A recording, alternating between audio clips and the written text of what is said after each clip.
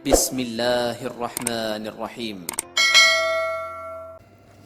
Pendengar AC, potensi takwa di dalam kehidupan kita sebagai seorang muslim tentu saja menjadi fondasi yang sangat penting dan sangat berharga di dalam kehidupan.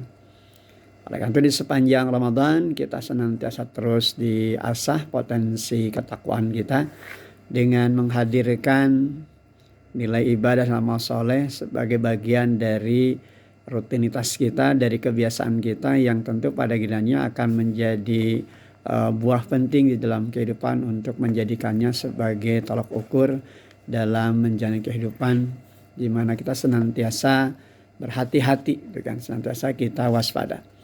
Tidak sekadar kita sholat, tapi sholat kita bisa menjaga kita, bisa mencegah kita dari perbuatan fahsya dan munkar.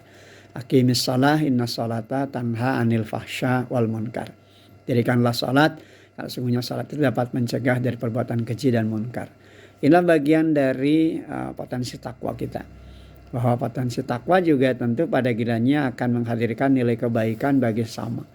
Terbangunnya semangat dalam diri kita untuk senantiasa berempati kepada sesama. Dan menghindarkan diri kita dari segala bentuk perilaku yang buruk. Ya, perilaku iri, dengki, atau yang disebut dengan istilah julid ya, dalam bahasa kita, tentu saja akan terhindarkan dalam kehidupan kita. Oleh karena itu, kalau untuk kita bicara terkait dengan bekal materi dalam kehidupan, kita anggap, kita pandang sebagai perkara yang penting.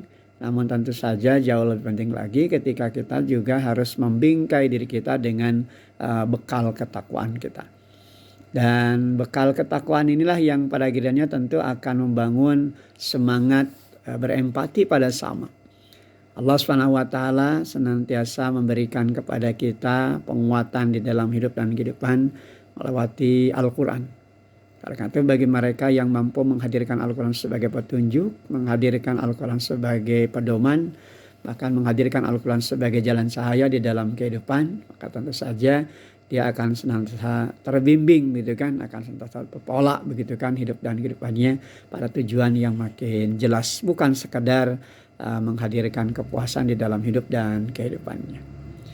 Dengar di dalam Al-Quran pada surah Al-Lail di ayat 17 hingga ayat 21 Allah SWT firmankan, wasajannabuhal athqa alladhi yu'ti malahu yatazakka wa ma li ahadin indahu min ni'matin tuzza illa batigha wajhi rabbihil a'la wala sawfa yarda. Dan kelak akan dijauhkan orang yang paling takwa dari neraka itu, yang menafkahkan hartanya di jalan Allah untuk membersihkannya, padahal tidak ada seorang pun memberikan suatu nikmat kepadanya yang harus dibalasnya.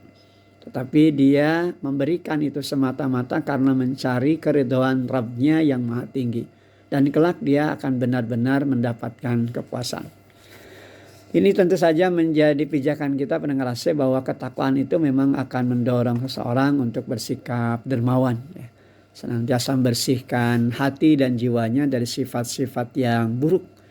Dan menggantikannya dengan sifat-sifat kebaikan. Semua itu tentu saja dilakukannya hanya untuk mengharapkan ridha Allah SWT. Bukan untuk membalas kebaikan orang lain.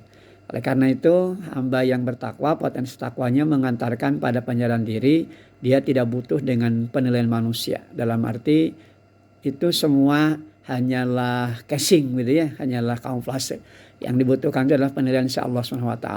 Sehingga ketika dia melakukan kebaikan, orang tidak respon dengan kebaikannya, tentu saja dia tidak pernah dibuat gelisah hati. Karena cukup Allah yang nanti akan berikan penilaian, dan cukup Allah yang nanti akan berikan perlindungan bahkan pertolongan.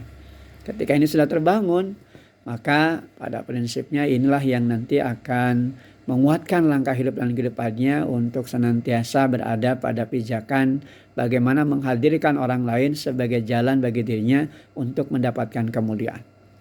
Jadi ini bagian dari efek positif ya, bagaimana takwa itu tidak hanya sekedar membangun dirinya makin baik dari waktu ke waktu, tapi juga memberikan pengaruh kepada orang yang hadir di sekitarnya agar bisa mendapatkan kemanfaatan dari apa yang dia bangun di dalam hidup dan kehidupannya. Alhamdulillah.